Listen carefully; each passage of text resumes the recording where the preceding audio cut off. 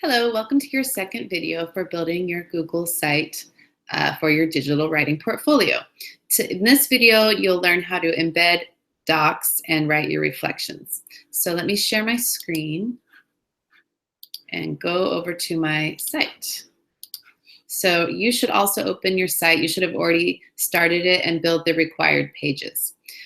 Now you want to start with your narrative, informational, and argument pages first. So click narrative and then go to your Google Drive. If you don't have a tab open with your Drive, do that now and find your English folder where you should have your digital writing portfolio stuff from the fall.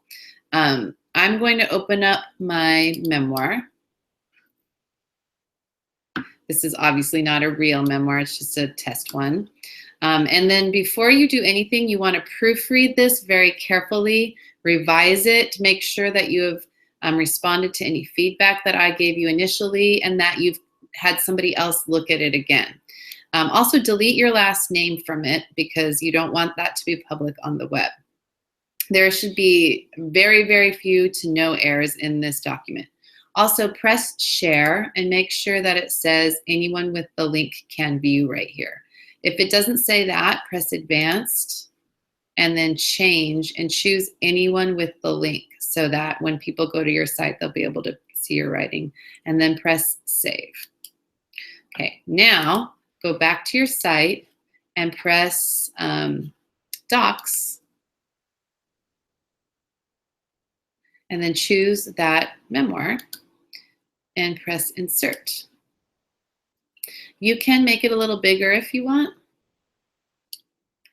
And you can press this paint palette over here on the left and put a background behind it if you want. And then your reflection will go above it. So press text box and a text box will appear up here. And then put align center to write reflection. And then I would actually highlight that and make it bigger. Maybe make it a heading or a title. Probably a heading would be good. And then underneath it, you press return and then align right. And here's where you'll type your reflection. So look over at the directions. And then the questions to answer for each reflection are right here. What is this piece about? What is the writing type? How can you tell? So you want to answer all of these questions here. You'll have to reread the piece carefully to do so. That's the intent. So you'd start with the first one. What is this piece about? And you just type, this piece is about. Now, I will tell you, you wrote this already probably at the end of the fall semester. So you can open that document. I don't have one. And see what you wrote about your memoir. And if you still like it, you can copy and paste that here. Maybe revise it a little bit to make it say what you want. Before I move on, I want to mention for informational, many of you will choose to put the piece you wrote about your name. That's not the only informational slash explanatory piece we did this year, but if you include that one, make sure you don't have it shared so anyone with the link can view. So I'm going to click on this. This is too personal for you to share on the open web. Mine's just a pretend one, but yours actually has personal information. So it will be blocked for just the casual viewer. Press share and then press advanced and see who you've shared it with. You should have shared it with me. And then change this here to say off. You don't want to share that with just anyone because it has some private information in it. But do make sure it's shared with me, your teacher. So check amcmillan@sbunified.org. And you can also share it with your family or your friends. Okay, under here where it says invite people. That's the only time I want you to do that in this portfolio. So press done and then go back to your site and press docs and then find that informational piece. You can also use something different. That's not your name essay if you want. And press insert. Another informational or explanatory piece we did was the show not tell about the monsters. So you can use that. If you want, you can put a background behind it. And then you insert the text box. And oops, mine is below. So I'm going to move it on up like this. and you put your reflection here. So same way I showed you before.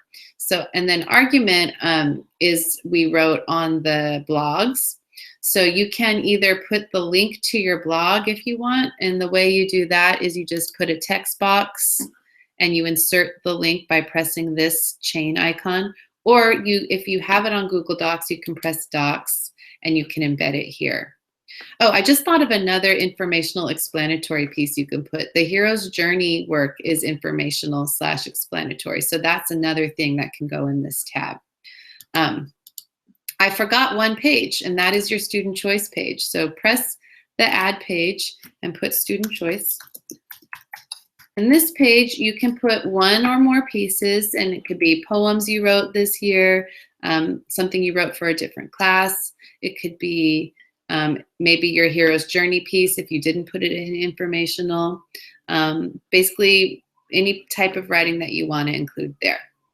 So after you write all of the reflections for each piece of writing, that's when you go back and you do your Dear Reader letter, and you would press Insert Text Box, and you would write it here starting with Dear Reader, comma, and then you would write your answers to the questions that are over here. Create a Dear Reader page. What do you hope people will get out of your portfolio, and so on. At the end of it, after you write your whole letter, you close with, you want to first align to the right, something like sincerely or yours truly, and you put your first name. That's the end of your letter. Okay, let's say you're done with everything. This is how you turn it in. You press publish, and then you have to give it a location, probably the title of your site. So I'm going to call it Writing Life. And then do you see how that becomes part of the URL? And then make it anyone on the web. Remember, the piece about your name, though, should not be shared so anyone can view it. And then you press publish. Now, if you press this down arrow, you can view your published site. And this is the link you want to turn in, the one that I'm highlighting up here. So you highlight that whole thing and copy it. So you can go edit, copy, or Command C, or Control C, and then you turn that link into Google Classroom. So you'd paste it in by using the link icon, and Control V on a Chromebook, or Command V on a Mac.